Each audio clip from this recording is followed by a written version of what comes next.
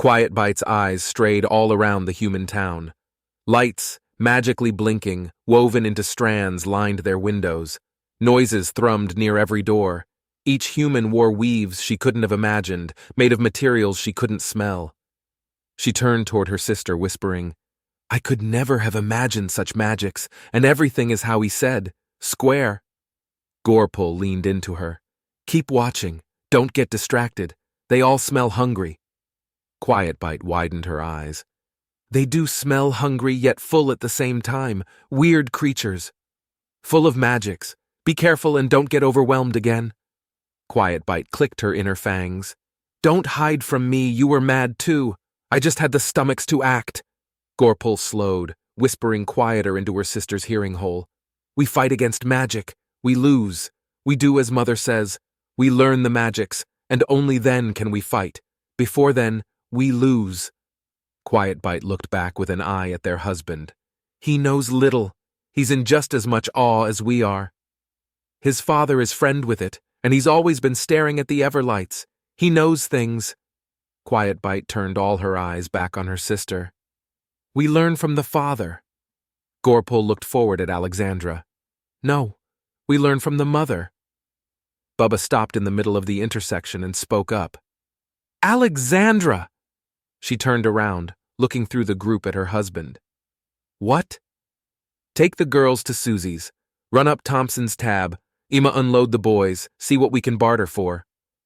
She started turning around, her hand in a half wave. "Get me some new seeds. Flowers, preferably. I'm sick of all the purple here. Need some color." "All right. I'll see what they have. Stay out of trouble." She started walking off. "Don't gamble our shit away." Bubba shook his head and started down the side street toward the block. Puzdot walked up beside him, his lower hands still laden with the Fenjay armor. "We will be okay?" Bubba laughed. "Yeah, I got a couple buddies down here." Puzdot looked up at the steam stacks rising out of the large stone building. "What is this place?" Bubba looked over. "Oh, that's the prefab. We call it the block." "I do not know that word, prefab," he said, trying to pronounce it. "It was the first drop. They dropped it as housing for us. Fully self-capable. It has power, water purification, even a greenhouse in it. A living home." He thought about it for a moment. "How many in it?" Bubba shrugged. "Last time I was here, there was only like 200 of us. I can tell from walking around already there's lots more. I have no idea." Puzdot darkened his eyes. "The females. Will they be okay?" "Yeah. Alexandra can handle herself, and your ladies are fighters. They'll be fine." "They do not have your orb. They may fight your wife." Bubba paused and looked back down the road. "Oh, shit." He shrugged and looked down at Sliplegs. "Well, we better hurry then." Alexandra led the girls toward Susie's. The door hissed open, counterbalanced by a weight in the wall. Quiet Bite and Gorpul stood at the door watching it as it hissed shut. Gorpul took another step forward and it hissed open, then stepped back. She leaned into her sister. "Seems safe. Smells dead, Rock. Like everything here." Quiet Bite replied before stepping through. Gorpul followed. Alexandra was moving, speaking to the other humans in the square nest. Quiet Bite lifted her head up, listening. "That noise is repeating." Gorpul pivoted an eye across the space toward a group of humans moving. "They move in sync with it. What is it?" Quiet Bite turned two of her eyes to watch. "Diditch, moving, rubbing legs while looking for mates, noisemakers." "Are they making the noise? Are they rubbing on something?" Gorpul asked, widening her eyes, focusing. Quiet Bite looked around the room, tilting her head, listening. "The upper part, those circles are making it, and they move to it." "Odd." Gorpul widened her eyes. "Very odd creatures. This whole place is odd." Quiet Bite looked over at Alexandra. "Stupid males took the orb. We can't understand anything." She focused 3 eyes on their human female. "What is she talking about with that one?" Gorpul focused on her. "Her eyes. She's talking about the dress. It's doing the thing with the mouth." "That movement is different, though. Look at its eyes. There's anger in them," Gorpul replied. Quiet Bite looked closer. "You're right. She clicked her mandibles. You're getting good at reading these beasts. Mother said to learn them. True, Quiet Bite said, still focused on the interaction. The woman in front of Alexandra said something, and Alexandra shifted her stance before shouting something at the woman. The woman did the smile again, and Alexandra slapped her. The woman balled her fist and threw a punch, but Alexandra dodged it and returned the punch into the woman's stomach. Gorepul shifted on her legs as she watched the two human females fight. She's doing well. I didn't expect them to be able to put so much force into their hands. Two other human women stood up. They started tying their hair back and securing their skirts. Quiet Bite shifted focus onto them. Good as she is, she's about to be pummeled. She has that magic on her. She could hit them with the fire and noise. Quiet Bite darkened her eyes. No, look. She's backing up, getting ready for them. I don't think she's going to use it. Gorepul spread her eyes over the fight, watching. Everyone in here has one of those things on them. This is more a show fight rather than territorial. Status, probably. Her sister widened her eyes. We are part of her status. We are following her. Gorepul pivoted an eye toward her. You want to jump in this? Quiet Bite clicked her inner set of teeth. More than a belly full of meat. Alexandra balled her fists up, looking at the three women. Elise, I just came in here for a drink. I don't need this shit. You slapped me, you cunt, the dark-haired woman replied. Now you're going to pay with something else. One of the other women smirked. Not used to that, are you, swamp hole? Alexandra shook her head. All right, so be it. She charged at them and was immediately hit in the forehead by the taller woman on Elise's right. Elise pushed her down and kicked her with pointed shoe. You're still a whore, fucking bitch! Dress up all you want, you always will be. Elise raised her foot up, about to thrust down with the ball of her foot, when Quiet Bite kicked her leg out from under her. Elise fell down opposite Alexandra. The other two women turned on the spider folk standing before them. The taller woman scoffed. Filthy bug shits! Gorepul pulled a thick strand she had been saving and waited. The woman threw a punch, and she dodged to the left of it, spinning around the woman, kicking her in the side of the knee. The woman fell onto that knee. Gorepul reached her upper hands over the woman's head and spun the strand, blindfolding the woman, and rapped again as she tried to talk, gagging her. She pulled another strand with her lower arms and bound the woman's hands behind her back as she struggled against her. She looked an eye over at her sister, and the other woman was down and bound as well. Quiet Bite clicked her teeth, all four eyes on her sister, as she lowered her head to the human female's arm and nipped her with her teeth.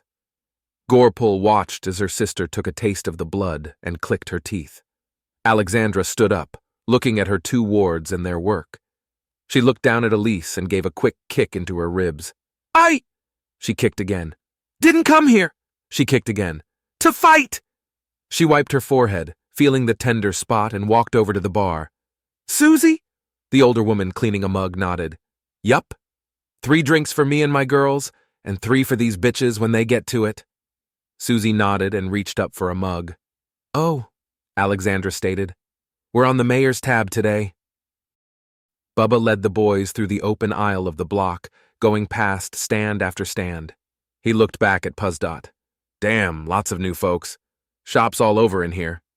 He looked around and pointed at a stall enclosed in tin. Over there. That's my buddy.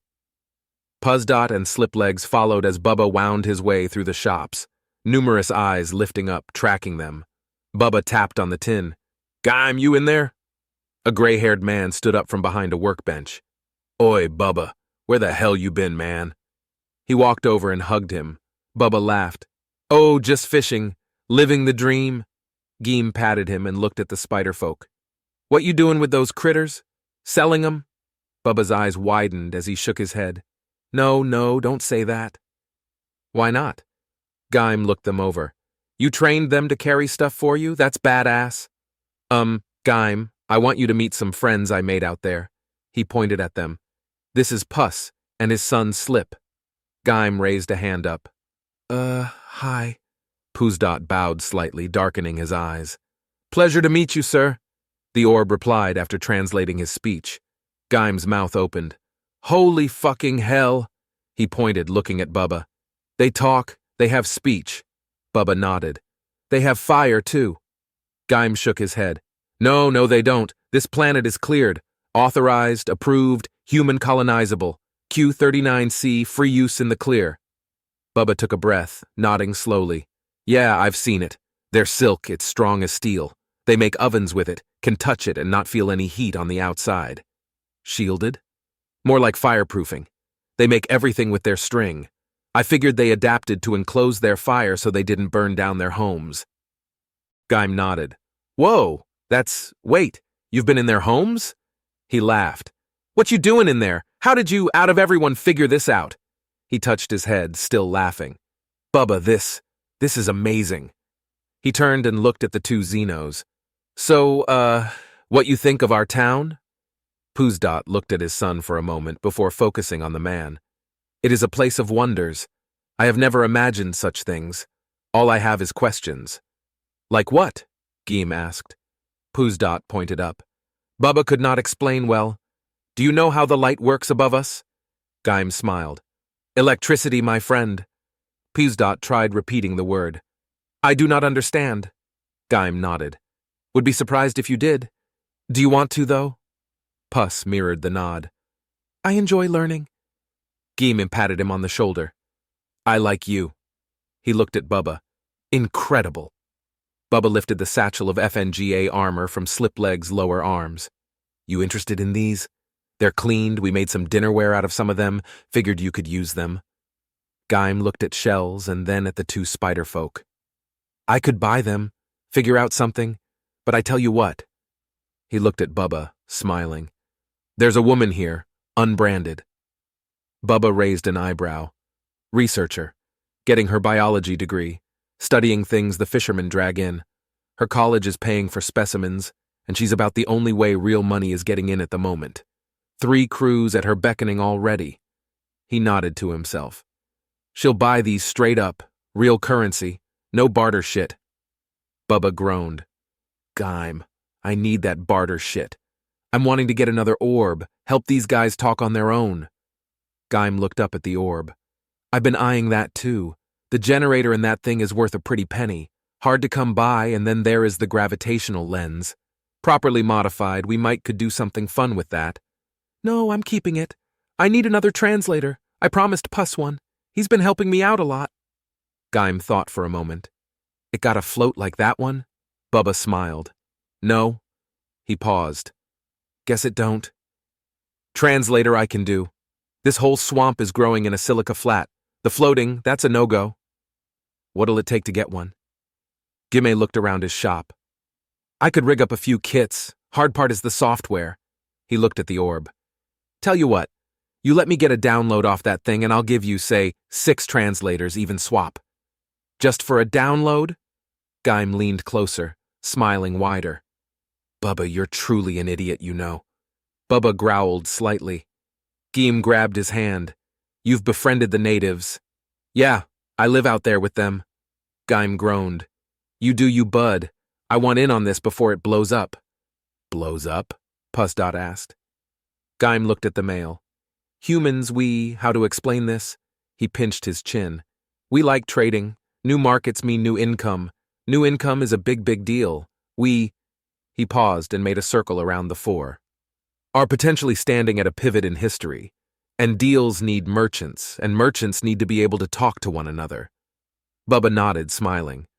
Fur trade. Gaim nodded. Get those scaly things down to her. Get your money's worth. How many people know about this already? The mayor? Fuck. Too late. Gaim looked at the orb. Let me get that download and get to work. He reached over and pulled the speecho down to his desk. He looked up slightly at Poosdot. Puss, was it? Yes. You need to get your people ready. Humans are coming and very few are as nice as Bubba. He pointed at the man with his screwdriver. Be ready. Pussdot looked over at Bubba. Ready for what?